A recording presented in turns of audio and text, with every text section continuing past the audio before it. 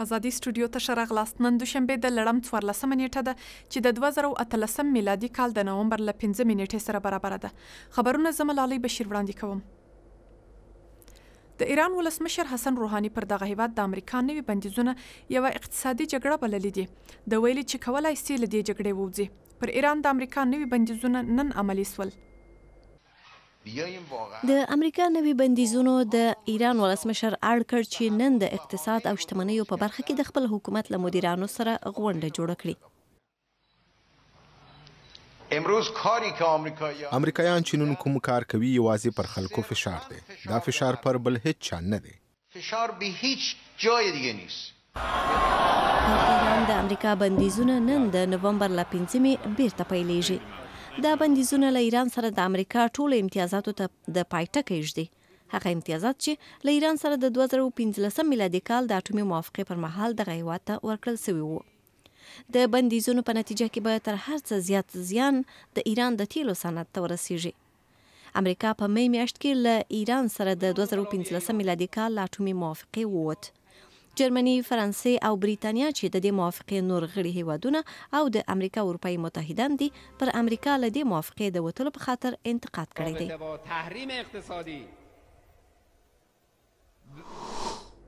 سعودي عربستان او متحدانو نن ویل چې په یمن کې د جګړې او تاو تریخوالي کمولو ته ژمن دي.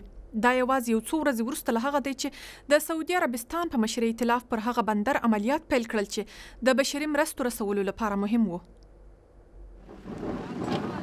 د سعودي عربستان په مشرۍ د ائتلاف سرچینو د نوم نه ښودلو په شرط د فرانسې خبري اژانس ته ویلي دي چې دوی په یمن کې د تاوتریخوالي کمولو ته ژمن دي او د ملګرو ملتونو د استازي د سیاسي پروسې ملاتړ کوي. د ملګرو ملتونو استازی مارتین ګریفت هیلمن دی چې په روانه میاشت کې به د حکومت او حوثیانو استازي د سولې خبرو ته کینوي. د ماشومانو لپاره د ملګرو ملتونو ادارې یا یونیسف ویلي دي چې په یمن کې په هر 10 دقیقو کې یو له 15 کلونو کم عمره ماشوم د لوږې او هغو ناروغیو له کبله مري چې درملنه یې نشته. سعودي عربستان او متحدان یې په 2015 کال کې د یمن په جګړه کې ښکیل شول. دوی غوښتل ولسمشر عبدالربو منصور هادي په واک کې پاتې شي. د یمن حکومتي ځواکونه د یمن په شمال کې له حوثي اغیانو سره په جګړه بوخت دي. په ایټالیا کې توپان د دې هیواد ځینې برخې غیر فعاله کړي. چارواکو ویلي توپان او سیل 29 کسان وژلي دي. زرګونه واټونه ویجاړ شوي او ساحلي سیمې هم. د ایټالیا په شمال کې په راپالو سیمه کې د طوفان په نتیجه کې نن ګڼ شمېر بیړۍ چې د سلګونو زرو ډالرو ارزښت یې درلود په اوبو کې ډوبې شوي دي. یوه اونۍ کېږي چې د ایټالیا په ځینو برخو کې سخت بارانونه شوي. په ځینو برخو کې لکه د ایټالیا په جنوب کې په سیسلی کې د پالرمو په نوم ټاپو کې شاوخوا 9 کسان وژل شوي دي. د چین ولسمشر په خپل هیواد کې د آزاد بازار ژمنه کړې ده. شي جین پینګ بهرنیو سوداګریو ته د خپل هیواد د بازار پرانیستلو خبرې په داسې حال کې کړې چې د پیکینګ او واشنگټن ترمنځ سوداګریزه جګړه مخ پر زیاتېدو ده.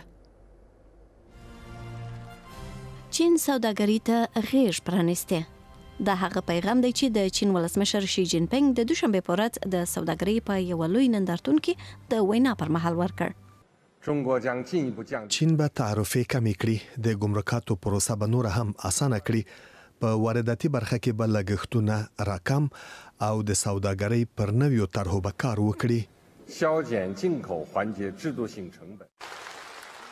زرګونو بهرني شرکتونو د شنګهای په سوداګریز نندارتون کې ګډون کړی.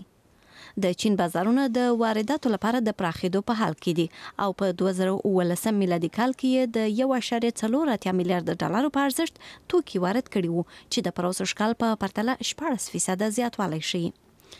چین د امریکا په ګډون د یو شمېر هیوادونو له انتقاد سره مخامخ شوی چې ګواکې له دې هیواد سره سوداګري توازن نه لري. که څه هم د لویدیځ لوی قدرتونو په دې سوداګریز نندارتون کې ګډون نه و کړی، خو د پاکستان او روسیې په ګډون د 12 هیوادونو مشرانو ګډون کړی و. او یو استرالیایي ځوان په چین کې د بې پیلوټ الوتکو نړیواله مسابقه وګټله. تر 100 زیاتو کسانو په دې سیالي کې ګډون کړی و. نور په دغه راپور کې دا 4 ورځنۍ نړیواله سیالي تر ډیره د کمپیوټري لوبې غوندې ده.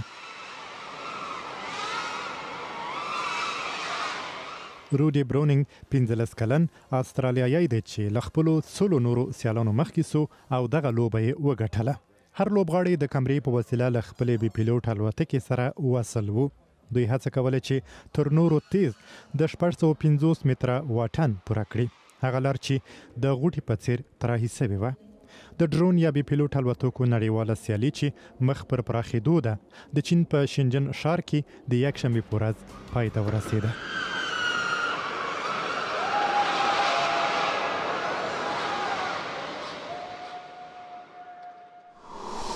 لملتیا مو مننه.